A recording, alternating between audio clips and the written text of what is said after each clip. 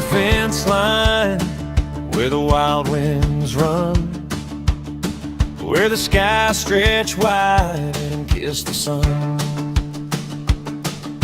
The sagebrush whispers, the rivers hum. This land's a story just begun. Wyoming calls, where the heart beats free. Mountains rise and dreams run deep. Past the borders, past the sign, there's a world alive beyond the fence line.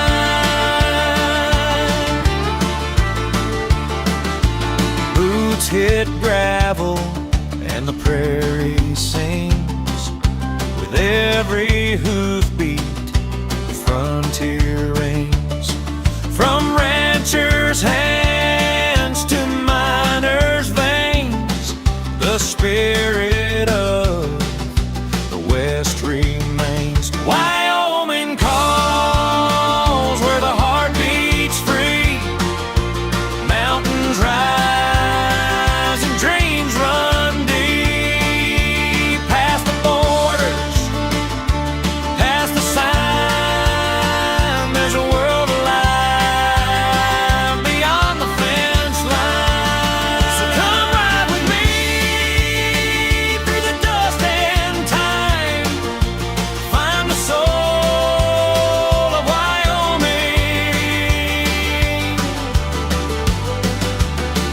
beyond the fence line, beyond the fence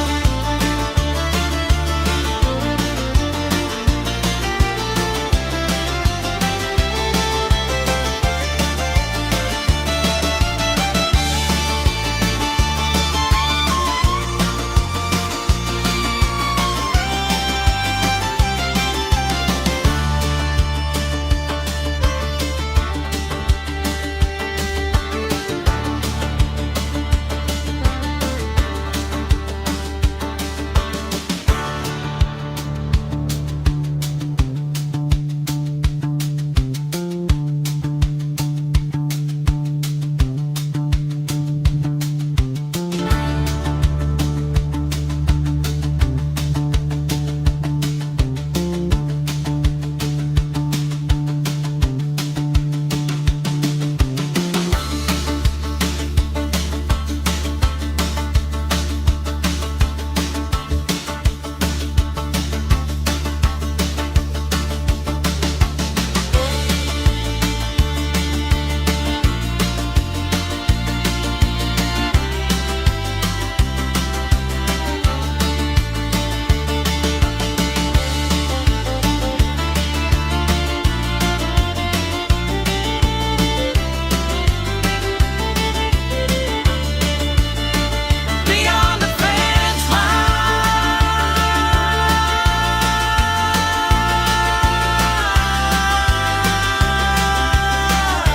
line, beyond the fence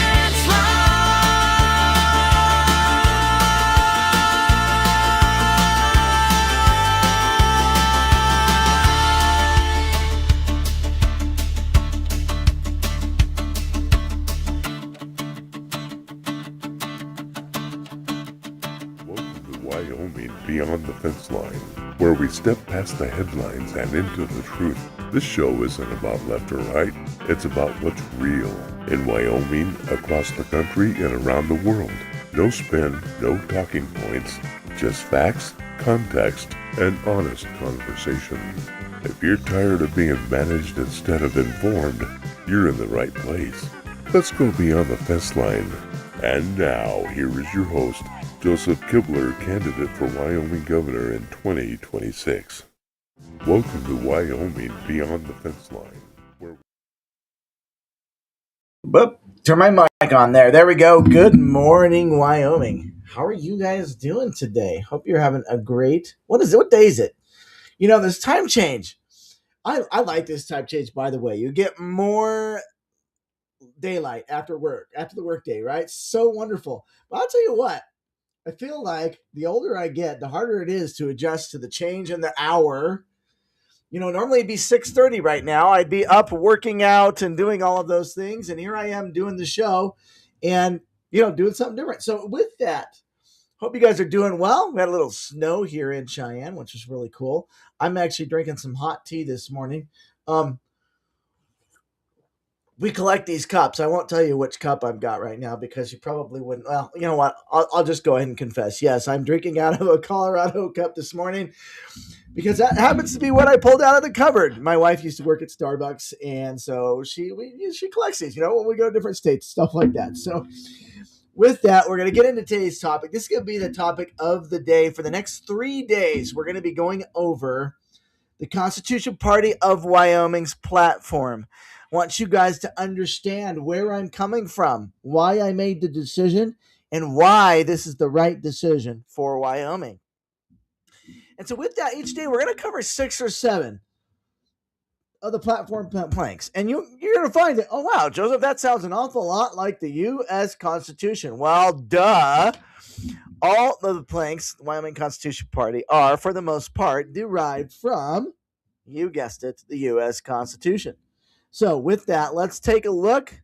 We're going to dive into these. Now, most of you know that I have made many, many videos about these topics. And so during the show, as we go through the topics, I'm going to post below. I will go ahead and post all of my YouTube videos on these topics, whether it's private property rights or life or whatever. We're going to go ahead and talk about that. So without further ado, what I'm going to do is below in the post, I'm going to go ahead and I'm going to repost this just again in the comments. You guys have got a link to the Wyoming Constitution Party platform so that you guys can take a look at that while we're talking about them and doing that. So I'm going to go ahead and share my screen so you guys can take a look at this. If you go to wyomingcp.com, that is where I am currently on. And so I'm going to try to do this side by side thing. You know what? That does not actually, let me see if I can do something different here. Okay, so I'm going to have to put myself in this little tiny corner here so that we can kind of talk about why I chose to go to this platform for the next 3 days. We're going to go over the platform planks, and we're going to talk about just the truth behind why it is time that Wyoming does something different. If we want to start getting different results out of our government, and by that I mean less results. By that, I mean smaller government. By that, I mean getting back to the basics. We're going to have to start electing different. We're going to have to start doing things different. And we need to level the playing field. One of the things, if I get elected governor, I want to level the playing field in politics, education, everything. We got to level the playing field. We've got to stop this distorted approach to bureaucracy that picks winners and losers in all aspects of our lives. And so with that, let's go ahead and take a look. So wyomingcp.com/platform. We're going to take a look at what we got going on here. First of all, I want to talk about the 3 pillars, the 3 primary core principles of our party here in Wyoming: life, liberty, and integrity. I want you guys to think about that for a minute. I'll go back to the homepage and talk a little bit about these 3, and then we'll get into a bunch of the platform beliefs as well. Hopefully, of course, my internet now is acting slow because for some strange reason, yes, I'm using it, right? So we've got to do that. So let's talk about this.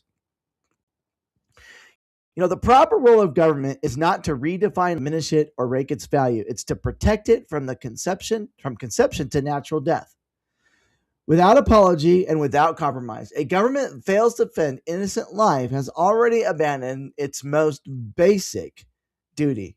Straight from the Wyoming Constitution Party website. Protecting life. We hold these truths self-evident that all men are created equal and endowed by their Creator with certain inalienable rights.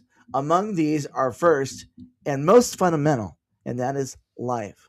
So, first pillar, integrity. You guys, this is something that maybe we don't talk about a lot, but we should talk about it a whole lot more. This idea of integrity. And I'm gonna actually tie in to a platform item on this idea of integrity because I think it's put well here on the platform page. The integrity that is required for constitutional party candidates is very, very high, and it's very, very detailed. And it's I want to talk about this. So character and moral conduct. Blah. Can't talk. Party leaders and candidates of the Constitution Party of Wyoming are expected to be of good character, exhibit qualities of honesty, integrity, reliability, fidelity, prudence, temperance, justice, fortitude, and courage. Each elected official of the Constitution Party will be conversant with the Constitution of the United States and the Constitution of Wyoming. These officials and party leaders and all candidates for public office endorsed by the WYO must commit themselves to adhere to these qualities of this platform. So integrity, you guys, having high integrity. And by the way, I don't sit here before you this morning and go, wow, I'm so perfect. But I definitely strive for those qualities in my faith and in my life. Liberty. Liberty does not come from the government. It is secured from government. This is interesting. So I think that our major political parties believe that liberty is a gift from government. That, oh, we are so great because we have provided you with said liberties, and that is just a simple falsehood. Liberty does not come from government. It is secured from government. The only legitimate role of civil authority is to protect the inalienable rights endowed by our Creator, life, liberty, and the ownership and control of property. We reject the growing permission-based model of living where citizens must ask bureaucracies for approval to work, to worship, to educate their children, to defend themselves, to steward their lands. This is not freedom. Real freedom does not need permission. It requires courage and responsibility for leaders who understand constitutional limits, and Wyoming deserves nothing. These words ring so true to me. And as I was contemplating the decision, actually sits about December, I realized, well, this is all the stuff that I have been saying ever since I started this journey. And so it's really great. There's a lot of synergy there. So without further ado, let's dive into the Constitution Party of Wyoming, our foundational plank. The only legitimate role of government is to secure our God-given right to liberty, life, and ownership and control of property. Individuals have the right and responsibility to protect these God-given rights because government derives its power from the consent of the governed. And the only power it rightfully has is to provide protection to these rights. When government assumes other functions, it becomes tyrannical. So that is the foundational plank of the Wyoming Constitution Party. And that is, one of many reasons why this decision was made. And we're going to get into a whole bunch of these this morning, but I'm going to go ahead and post this link for you guys. You guys can download the Constitution Party's platform via the website, and I'll post that link right below here in the comments right now. This is just a little PDF that you can download. If you click that button right there, you can download that brochure and get a hold of that. And for some reason, that link did not work when I copied and pasted it to social media, so you'll have to go to the web to grab that. The next plank is accountability. We support recall, initiative, and referendums at all levels of state and local government with the support of the removal of elected officials, appointed officials who violate their oath of office. And by the way, that oath of office would be in point 1, right? To secure and protect those liberties that we have as individuals. Other than that, that's pretty much the role of government, guys. And you might be sitting there going, well, I think government does a whole lot more than that. Well, you're not wrong, and that's why we need to get back to constitutional simplicity in government. Don't mind me while I sip my tea here. But being accountable to the people. Hi, good morning, wife. My wife is she does not normally sit here and watch me while I'm on my live show. So I have an audience here in the room this morning, which is unusual. Now I'm gonna put her on the spot because she's gonna have to at least say hi. She doesn't have to show her face, but she is here, so she's gonna have to say hi and good morning to you. Top of the morning to you. All right, you got top of the morning from the wife this morning. So she's hanging out. She's watching me. She's throwing tomatoes at me right now. No, she's not. I'm joking. I'm completely joking. She's smiling at me though, which is good. So the next one, and we already touched on this a little bit in that area of integrity. The next plank is character and moral conduct. This is something that I think we are really lacking across the board in a lot of our politics, and not exclusively, by the way. I don't want to lump everybody into this lack of truth sort of bag, if you will. But I don't know about you, but when you seek and look after the facts, or look for you hear something that a politician or a political leader or a government leader says, and it doesn't quite set right with you, and so you go and check out the facts. You try to, I want to actually see what is going on with this issue. And I have done this over the past year, often on the show, and you find out, it's really not the truth. There's a little bit of truth in there mixed in with a whole bunch of other stuff. And it's really, really important when we look at this issue of character and moral conduct that we speak the truth. Even if it's not pleasant, even if it's not good, even if it doesn't feel nice, even if it creates enemies, even if, by the way, if someone chooses to be your enemy, you don't pick that. So I don't expect that everyone's going to like everything I say all the time. If you decide to make me an enemy because of that, that is your choice. I'm not going to sit here and be your enemy because I'm not going to be perfect at it. But I'll reread this, since we did read this earlier, but I will reread this just so that you guys kind of hear where this is coming from. Party leaders and candidates of the Constitution Party of Wyoming are expected to be of good character, exhibiting qualities of honesty, integrity, reliability, fidelity, prudence, temperance, justice, fortitude, and courage. Then it goes on to talk about that we're going to be focused on the Constitution of the United States and, of course, the Constitution of the state of Wyoming. And by the way, Constitution of the state of the Wyoming, we're willing to say it's not a really conservative document. But those are things that we're going to talk about as we go on in this campaign as well. What needs to be done to actually bring true conservatism to Wyoming? And that may be by the Constitution of the great state of Wyoming. And that candidates should adhere to these qualities. So for me, in my mind, I want to keep these qualities front and center every time I open my mouth to make sure that I'm doing this in a way, that not only reflects this, but of course this also reflects in my faith, that these are characters that I would have or should have anyways. Am I perfect at this, wifey? I'm just going to ask my wife. Yeah, you ask my wife. I'm definitely not perfect at this. You're married. You're not perfect. She says I'm married. I'm not perfect. Yeah, well, there you go. So, it's funny because when you think about marriage, and that's two people, right? And two people have disagreements. Now imagine throwing 68 people or 62 people into a room and trying to get 62 people or 100 people to agree to something when it's hard enough to do when you just got two people in the room, right, you guys? So we have got to learn to be able to have the conversation. We've got to learn to be able to go, you know what? What if we just decided to agree to disagree on this one thing? And by the way, I've got folks that have been supporting my campaign, and they disagree with me on maybe some pretty important issues, but they appreciate the fact that we can have a conversation about some of the other issues and come to some sort of agreement on those things, which is something we don't see in politics anymore because it's all or nothing, right?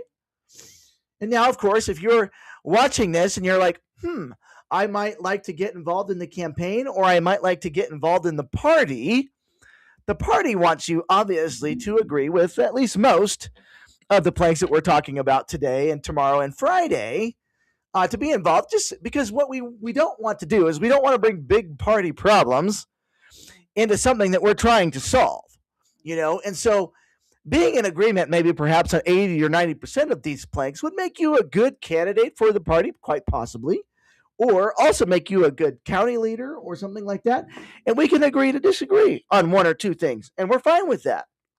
because that's what makes us individual. We should be able to be individual. We should be able to be objective about the things that we do in politics, in life. And so that's something that you're going to see that's going to be really, really different about what we're doing here, what we're going to accomplish. By the way, what I'm saying, not what we might do, what we're going to accomplish this November at the voting box. With that, let's get into the next one. And this is a big one for a lot of us, I think.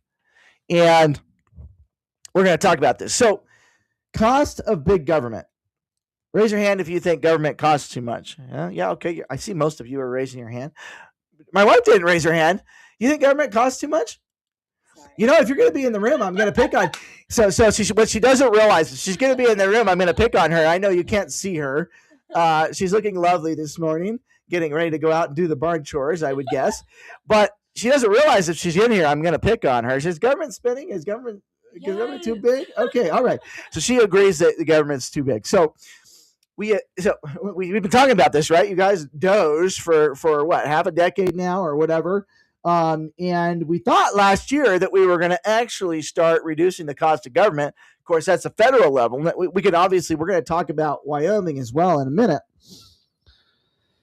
And what happened, you guys? Well, we elected all these people that said they were going to do it and they were going to Doge it. And we had the majority. We've had the majority for a year, and they kiboshed essentially the entire thing. And they decided they weren't going to do it. Now, it's no different here in Wyoming. The Wyoming legislature went into session, as you guys know, last month, and we just wrapped that up last week. And we said we were going to cut all these things, and of course, we weren't able to get it done. And I'm not going to get into why. You guys want to talk about that later? We can get into that. But we were not able to get that done, and we need to get that done, which means this November we need to replace, in my mind, we've got to replace about 40-ish folks in the House, and we've got to replace about 20-ish folks in the Senate. Yeah, Joseph, how'd you get those numbers? Well, obviously on the issue of life, right? Those that did not vote for the Heartbeat Act, okay? Those folks are not, they don't protect that. What's that first thing? Life? That first pillar that we've got here in the party is life. So we can't protect that. We can't do anything. So we've got to replace folks that didn't vote for life. But I took that a step further, and I said anyone who voted to keep taxpayer funds in lobbyists and in government associations and commissions, in other words, I pay tax dollars, and now I'm paying for some lobbyist organization to lobby on behalf of something else. The folks that voted against stopping that also got to go because they like this big government thing. At the end of the day, if they like that stuff, they're not in favor of small government and the role of government and the people. And so you've got about 40 or so people in the House and about 20 or so people in the Senate that just, they love the lobby. They love giving your tax dollars to these associations. Some of these associations, by the way, per person cost us the tax dollars anywhere from $50,000 to $75,000 a person per year. By the way, that's like my annual income, right? like literally. So they're taking $75,000 to be a part of this association, your money, your tax dollars. So all of those people that wanted to keep that, sorry guys, you're on the chopping block. We're coming after you because we don't. That's not representing the people. So let's see, how many have we done today? 1, 2, 3. We've done 4. I'm going to take a quick second. I'm going to post a couple of relevant topics in the links below, YouTube videos that I've done previously on some of these issues about truth, integrity, and big government, and some of these other issues. So I'm going to go to my YouTube channel here real quick, and I'm going to post these links down below in the thread so that you guys can watch what I've been saying for a year about this stuff, and you can see the real alignment that I have with things here. So here is one on truth or integrity. So I'm going to just post this here. I'll post this below. By the way, if you're watching the show, this will be posted. This will go on. This shows up. The posts that I do show up on Rumble, YouTube, and my Facebook, my campaign page. So you guys can see those links because if you're watching on other channels, you cannot see those links. So if you go to those channels, you can see the YouTube link that I'm posting. So there's that one on truth and integrity where I dug into that and I talked about that. I also did one about Trump and conservative crossroads. And so I'm going to pull that one up, and I'm going to put that below as well, so that you guys can kind of just see a little bit of perspective of where I've been coming from on some of these issues for really for the better part of a year. If I can find it right now, I'm for some reason my eyeballs aren't working. I'm not seeing it. But I'm also going to throw in, let's see, I got this property rights one. I'm going to throw that one below in the thread as well, because I talked about that. I've talked about that many times. Can I type and talk at the same time? I'm not really sure, but I'm going to try. Let's see. What are some other relevant topics that I've put out regarding these planks? I want to make sure I post those below so you guys can take a look at what I've been saying and see how there's some real alignment there with what's going on here. Okay, you know what? We're going to go ahead and head on to the next plank. And if I think of another one, I'm going to go and I'll post those YouTube links for you guys below so you can see those things. All right. So next plank. Let's go to constitutional amendments. So it's interesting because there are an awful lot of things we'd like to see others do, especially this first one, right? Cost of big government. And we would really like them to bring themselves under control. And of course, we're seeing that they're not super motivated to that. And that would be term limits and things like that. We will talk, I think tomorrow or the day after tomorrow, about the Constitutional Convention. And that's an interesting topic we're going to be talking about. How do we get, we have this idea that we're going to, we could have a runaway Constitutional Convention, or we could continue to have a runaway Congress. What do we do? What are our options as the people to get some of these constitutional amendments done so that we can get Congress and federal government back under control? So let's look at our constitutional amendments. We're in favor of the Constitution of the United States, obviously, through traditional congressional methods that would protect our freedoms for more than 2 centuries. We oppose calling a constitutional convention by Congress by application of state legislatures. Now, the Constitution does have a provision for constitutional conventions. We know that. The reason for this stand is we're very concerned about the guardrails that are maybe not so clear in place for the Constitutional Convention. My part of the conversation with this is, so do we continue having just an out of control runaway Congress, or do we find a way to do a constitutional convention? And the concerns here are legitimate, by the way. It's an interesting question to have. At this time, the party currently says that we're opposed to any constitutional convention at this time. And I understand the arguments there. I understand the arguments on both sides of this one. I have, by the way, admittedly, I have some of these that they're not, there's certain hills I'm not willing to die on. Some of them I'm willing to have a conversation on. Let's talk about this. Let's logically go through this. Let's look at our options. Let's weigh and measure consequences of these things, because I do wonder, I do question, and I ask this question, maybe pose this question to you. How do we get Congress out of control, back in control? And people say at the ballot box, how has that been working for us? I just want to ask that question, because we thought, and my wife is shaking her head. She says, no, yeah, that's not been working for us. And she's right. She's absolutely right. That has not been working for us. And so something's got to give. Anyways, so the last one we're going to cover today is executive orders, and then we'll get in some more of these tomorrow. We oppose executive orders that usurp constitutional authority of the legislative and the judicial branches of the federal government, and the constitutional authority of the state or of the people. And folks, I'm just going to put this out here. I'm going to go ahead and Google this right now. Executive orders, executive orders to date by president. And I'm going to maybe I'll pull up a graph or something fun here. So, guys, we should be concerned about this idea of ruling with executive orders. Congress is responsible, obviously, in many cases, to codify or codify. I've heard it both ways, by the way, but it should be codify. I don't think codify kind of works, but I've heard it both ways. Congress does have to codify a lot of these into statute and or law at the federal level, But I think we should be concerned that right now, currently today, we are experiencing and seeing a record number of executive orders.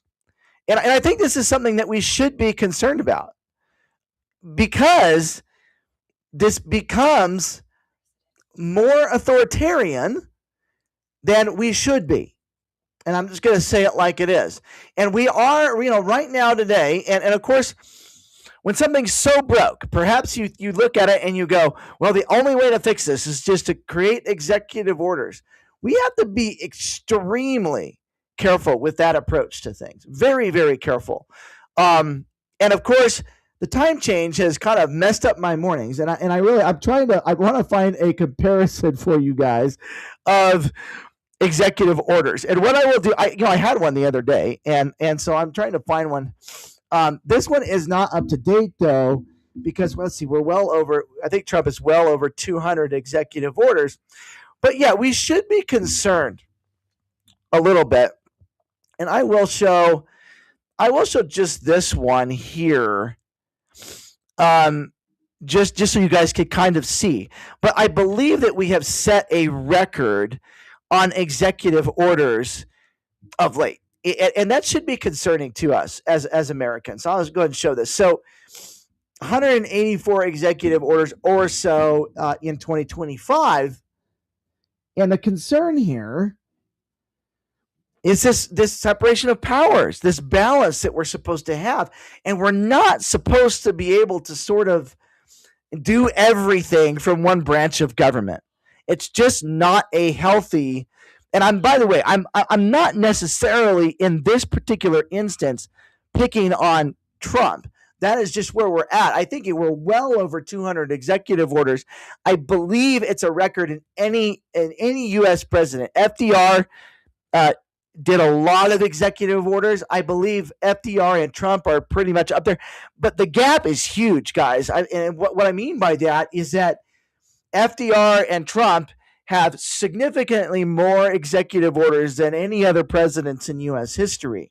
And of course, we look at the place and time in which they were president and go, okay, that could make some justified and logical sense.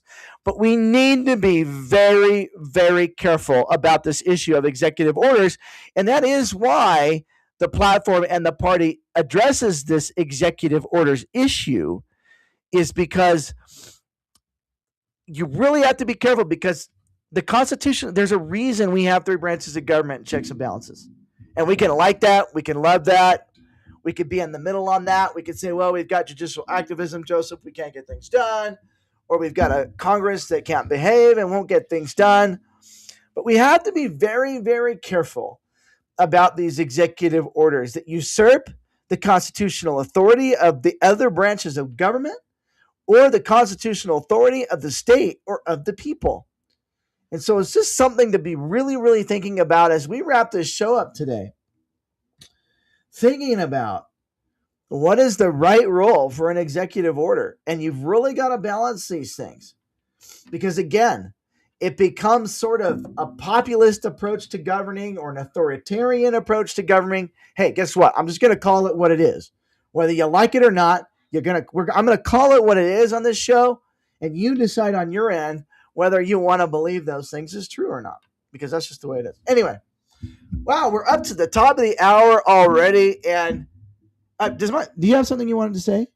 I mean, you look like you had something you wanted to say. You want to go to the barn and help me milk goats? I am talking to my wife right now because she looked like she was Googling something or she had something she wanted to say. She just said, do you want to go to the barn and help me milk goats? There's a lot of things, by the way, you guys around here, that I am willing to do. I will do just about anything. And you might even upon occasion find me doing the things I don't like doing, like milking goats. That's just one of the things. I'll throw the hay, I'll clean the stalls, I'll take care of the chickens, whatever. I'll walk the horses. I'll do those things. But when you ask me to milk the goats, I might run and hide. And so that's just the truth. I did milk them the other day. Yes, no, right? I did do it. I did do it.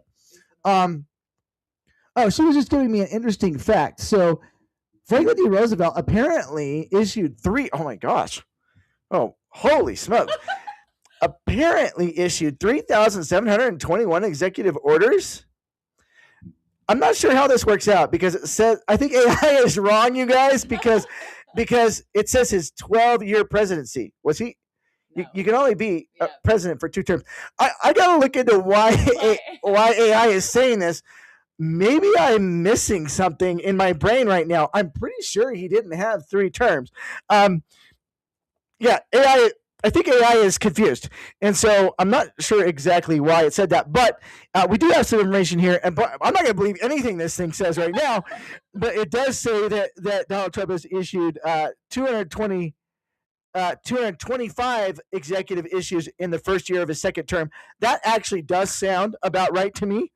But again, guys, always check your facts because I think there is definitely something funny about this issue here, this AI thing. Anyways, with that, I'm probably not going to go milk goats, to be honest, you guys. But I do gotta get to work. I've got a lot of work to do today. We got a lot going on with the campaign, but also I do have that pesky thing called work. So with that, hope you enjoyed the show today. Have a very, very nice, beautiful, wonderful. Stay warm on this Wednesday, and I'll see you guys tomorrow. And tomorrow we'll get into the Wyoming Constitution's Party take on defense, on education, on emergency management, on crime and law enforcement, and we might get to the cronyism and corruption too. And then, of course, Friday we'll wrap this up. We'll get through the rest of the planks as well. So wishing you all the very, very best on this. Well, I don't know. Yeah, I guess it might be Wyoming Wednesday.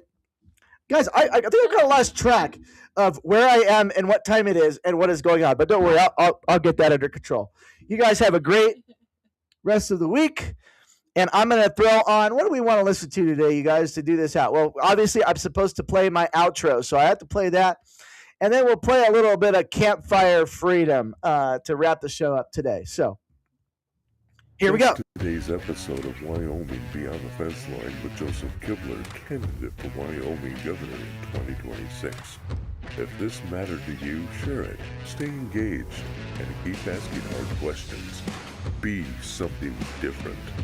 Visit Joseph4wy.com for more information.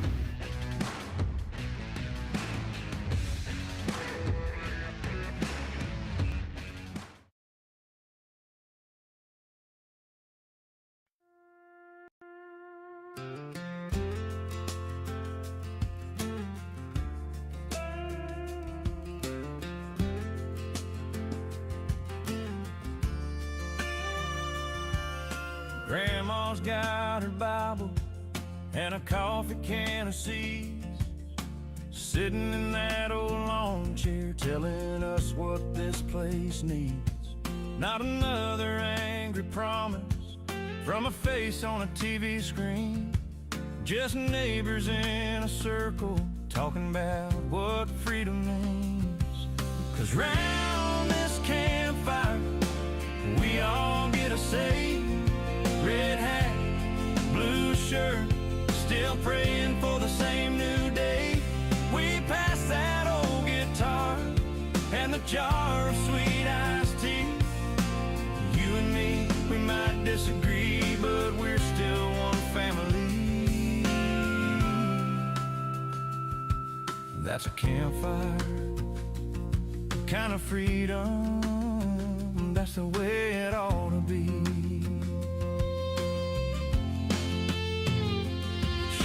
Listen more than talking. Shake a hand that's worn and rough. You don't have to share opinions to share a plate and share your stuff. Boots in the pine straw, ashes floating to the stars. We argue, then we're laughing while the crickets play their part. Out here the land remembers every promise that we made. Cornfields, cotton rivers, they don't choose a side to take. So pull your chair in closer, let that old hurt melt and bend. We can fight like kin at supper time, then bow our heads again.